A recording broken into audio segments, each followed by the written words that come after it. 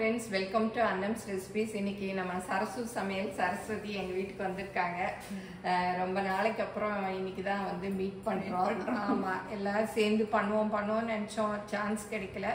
இப்போ ஒரு ஃபங்க்ஷன் வந்தது, அதுக்கு வந்தாங்க. இப்போ நமக்கு வந்து அவங்க பாசி பருப்புல தோசை ஹெல்த்தியா, இப்போ எல்லாருமே ஹெல்தி ரெசிபிஸ் தான் கொடுத்துட்டு இருக்காங்க எல்லாமே. அவங்க சேனல்லையும் பார்த்துருப்பீங்க, சரசு சமையல்ல நிறைய ஹெல்தி ரெசிபிஸ், அதுவும் பொங்கு ஸ்பெஷல் ரெசிபிஸ்லாம் கொடுத்துட்டு இருக்காங்க. பாருங்க, இன்னைக்கு நமக்கு வந்து பாசி பருப்புல தோசை செஞ்சு காமிக்க போறாங்க. அன்னம் அப்படின்னா செட்டிநாடு ரெசிபிஸ், சரசு அப்படின்னா பொங்கு ரெசிபிஸ். இன்னைக்கு உங்க சேனல்ல செய்யறது எனக்கு ரொம்ப சந்தோஷம். ஓகே, பார்க்கலாமா? எங்கள் ப்ராடக்ட்ஸ் எல்லாம் யூடியூப்பில் கமெண்ட்ஸ்க்கு கீழே வந்துட்டுருக்கு. அதில் போய் கிளிக் பண்ணிங்கன்னா அதோட ரேட்டு டீட்டெயில்ஸ் எல்லாமே இருக்கும். அதை கிளிக் பண்ணி நீங்கள் வேணுங்கிற பொருளை ஆர்டர் பண்ணி வாங்கிக்கலாம். இன்னைக்கு நம்மளோட ஹெல்த்தியான தோசைக்கு பாருங்க, இந்த அலாக்கில் வந்து அரை தான் எடுத்திருக்கோம் பாசிப்பருப்பு. இதுக்கு வந்து ஒரு 2 டேபிள் ஸ்பூன் அளவுக்கு பச்சரிசி சேர்த்தா போதும். இப்போ இதை நம்ம 1 மணி நேரம் ஊற வச்சுக்கலாம். கழுவிட்டு ஊற வச்சுக்கலாம். சரி, 2 தடவை பைப் தண்ணியில் பாசிப்பருப்பில் உள்ள தூசிலாம் போகிற அளவுக்கு நம்ம கழுவிக்கலாம். இப்போ நல்லா கழுவியாச்சு, 1 மணி நேரம் ஊற வச்சிடலாம். இது ஊறட்டோம்னா அப்புறம் அரைச்சிக்கலாம். இப்போ 1 மணி நேரம் ஆயிடுச்சு நம்ம ஊற வச்சு. இப்போ நம்ம அரைச்சிடலாம்.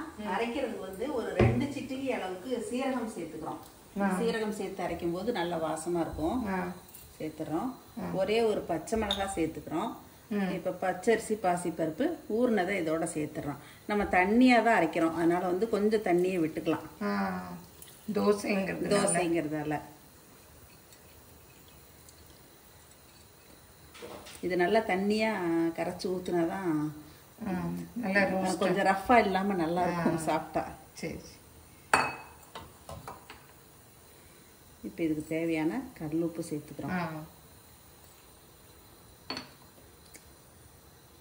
பாசிப்பருப்பு தோசைக்கு அப்படியே அரைச்சி ஊற்றலாம்.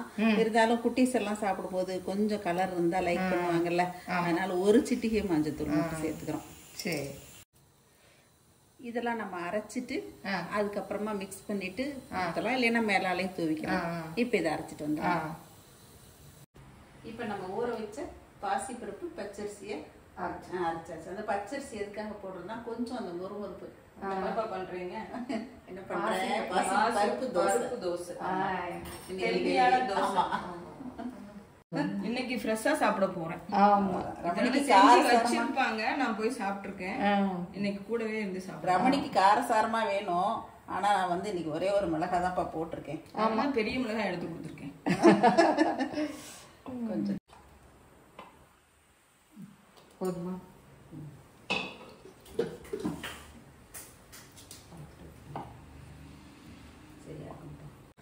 இப்போ இந்த அளவுக்கு நல்ல நீர்க்க கரைச்சிக்கணும். இப்போ வந்து இதுக்கு போடுறதுக்காக அன்னம் கேரட் கொஞ்சம் துருவி வச்சிருக்கேன், பெரிய வெங்காயம், கொத்தமல்லி, கருவேப்பிலை. இதெல்லாம் நம்ம இதுல மிக்ஸ் பண்ணிட்டு ஊத்தலாம். நம்ம ஊத்திட்டு குட்டீஸ்க்கு மேலால தூவி கொடுத்துட்டா லைக் பண்ணி சாப்பிடுவாங்க. அதனால இது எல்லாத்தையுமே ஒண்ணா இந்த மாதிரி மிக்ஸ் பண்ணிக்கலாம். இப்போ தோசை ஊத்திடலாம். அன்னம் இப்போ கல் காஞ்சிருச்சு. நமக்கு சரஸ்வதி தோசை ஊற்றி காமிக்க போகிறாங்க. இது பாருங்க, அவங்க வரைச்ச கரூர்லேயே கருவேப்பிலை பூண்டு குழம்பு செஞ்சு கொண்டு வந்திருக்காங்க. சமீபத்துல அவங்க இல்லையா, செஃப் தீனாஸ் கிச்சன்ல, சரி அதை கொண்டு வருவோன்ட்டு அதை செஞ்சு எடுத்துட்டு வந்தேன். இந்த குழம்பு ரெசிபி வேணும்னா தீனாஸ் கிச்சன்ல அவங்க எப்படி செய்யறதுன்னு காமிச்சிருக்காங்க, நீங்க போய் அங்க செக் பண்ணிக்கலாம். கல் நல்லாவே காஞ்சிருச்சு. இப்போ நம்ம தோசையில் ஊற்றிடலாம். எண்ணெய் முன்னாடியே தடவிட்டீங்க இல்லையா? ஆமாம். இந்த மாதிரி குட்டி குட்டியாக ஊற்றி கொடுத்தா குட்டீஸ் வந்து லைக் பண்ணி சாப்பிடுவாங்க. அதனால் நான் குட்டியாக தான் ஊற்றுறேன். நல்லா கேரட்டு, கொத்தமல்லி, கருவேப்பிலை தூவிக்கலாம். கொஞ்சம் எண்ணெய் ஊற்றிக்கலாம். எண்ணெய் ஊற்றிக்கலாம்னா குழந்தைங்கெல்லாம் சாப்பிட்றாங்கன்னா நம்ம நெய் கூட ஊற்றிக்கலாம். நெய், பட்டர், எண்ணெய் வேணும் போட்டுக்கலாம். நீங்களும் சுவையாக சமைக்கணுமா எங்கள் மசாலா பொடிகளை யூஸ் பண்ணி பாருங்கள். அதெல்லாம் வாங்கணுன்னா ஸ்க்ரீனில் வர்ற வெப்சைட்டுக்கும் வாட்ஸ்அப் நம்பருக்கும் போய் ஆர்டர் பண்ணிங்கன்னா நீங்கள் வேணுங்கிறத வாங்கிக்கலாம். நல்லா வெந்துருச்சு. வெந்து வந்துருச்சு. சூப்பராக இருக்குது. பேன் கேக் மாதிரி. இன்னும் கொஞ்சம் எண்ணெய் ஊற்றலாமா?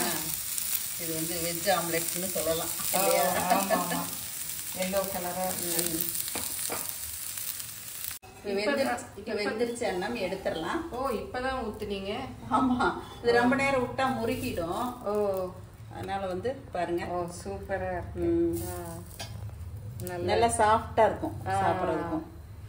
நல்லா இருக்கு. நல்லா பளபளன்னு இருக்கு பார்க்கவே. இப்போ எல்லாத்தையும் இது மாதிரி ஊற்றிக்கலாம். இந்த மாதிரி சின்ன குழந்தைங்களுக்குலாம் நீங்க லஞ்ச் பாக்ஸ் கூட கொடுத்து அனுப்பலாம்ல? லஞ்ச் பாக்ஸ் கொடுத்து அனுப்பலாம். மார்னிங் சாப்பிட மாட்டேன்னாங்கன்னா வந்து இதுல ஹை புரோட்டீன் இருக்கு இல்லையா, பாசிப்பருப்பு நல்லது. பெரியவங்களும் சாப்பிடலாம்.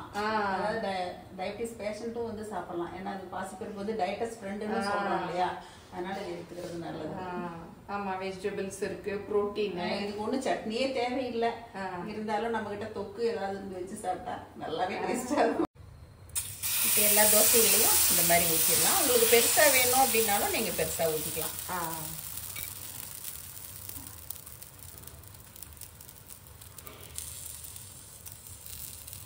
வெங்காயம்லாம் நமக்கு வெட்டுறதுக்கு டைம் இல்லைன்னா பிளைனா ஊற்றி கொடுத்தாலே நல்லா இருக்கும். அந்த சீரகம் பச்சை மிளகாய் மணத்தோட. இப்போ டக்குன்னு ஈஸியா நம்ம வந்து பாசிப்பருப்பு தோசை ரெடி பண்ணிட்டோம். அவங்க 2 பேரும் டேஸ்ட் பண்றதுக்கு ரெடியா இருக்காங்க. Thank you. இதுக்கு வந்து அண்ணன் வந்து இன்னைக்கு ஒரு சட்னியும் அரைச்சிருக்காங்க. இது என்னோட சேனல்ல நான் எப்படி செய்யறதுன்னு கொடுத்துருக்கேன், நீங்க பாருங்க. கொத்தமல்லி துவையல் தான்பா. இருந்தாலும் டக்குன்னு செஞ்சுட்டீங்க இல்லையா?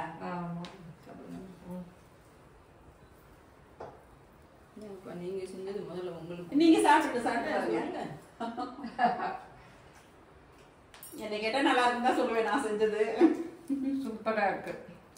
டிராவலுக்கு கூட கொண்டு போகலாம். நல்லா பசி தாங்கும், வயிறு பில்லிங்கா இருக்கும். துவையலுக்கும் அதுக்கு நல்லா இருக்கும். துவையல் இல்லாமே சாப்பிடலாம்.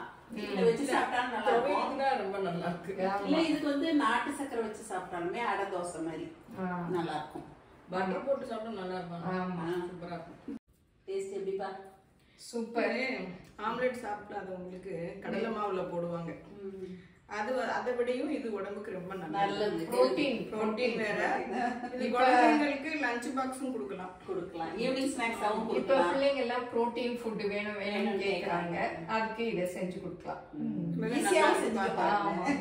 தேங்க்ஸ் பா, சூப்பரா இருக்கு. ரொம்ப நல்லா இருக்கு. நான் தான் தேங்க்ஸ் சொல்லணும். அண்ணன் ரெசிபிஸ்ல இன்னைக்கு வர உங்களை எல்லாம் பார்த்தது நம்ம எல்லாம் சந்தோஷமா இருந்தது. இது சந்தோஷமான வேலையில இந்த மாதிரி செய்யறது ரொம்ப நல்லா இருக்கு.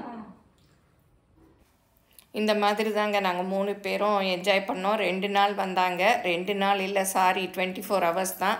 காலையில் கிளம்பி மத்தியானம் வந்தாங்க. அப்புறம் மறுநாள் 11 மணிக்கு கிளம்பி போயிட்டாங்க. அதுக்குள்ளே நாங்கள் எங்கள் இன்னொரு ஃப்ரெண்டு சந்திரலேகா அம்மான்னு அவங்க வீட்டுக்கும் போனோம். அங்கேயும் நல்லா என்ஜாய் பண்ணோம். அப்புறம் ஆளுக்கு ஒரு சமையல் பண்ணோம், வெளியிலலாம் போனோம். அதெல்லாம் டீட்டெயிலாக அடுத்தடுத்த வீடியோஸில் நம்ம பார்க்கலாம். இன்றைக்கி வந்து பாசிப்பருப்பு தோசை எப்படி இருக்குன்னு மறக்காமல் எல்லோரும் கமெண்ட்டில் சொல்லுங்கள். செஞ்சு பாருங்கள். பிடிச்சிருந்தால் லைக் பண்ணுங்கள். என்னோடய சேனலையும் சரசு சமையல் சேனலையும் மறக்காமல் சப்ஸ்கிரைப் பண்ணுங்கள். ஃபேஸ்புக், இன்ஸ்டாகிராம்லேயும் ஃபாலோ பண்ணுங்கள். தேங்க்யூ.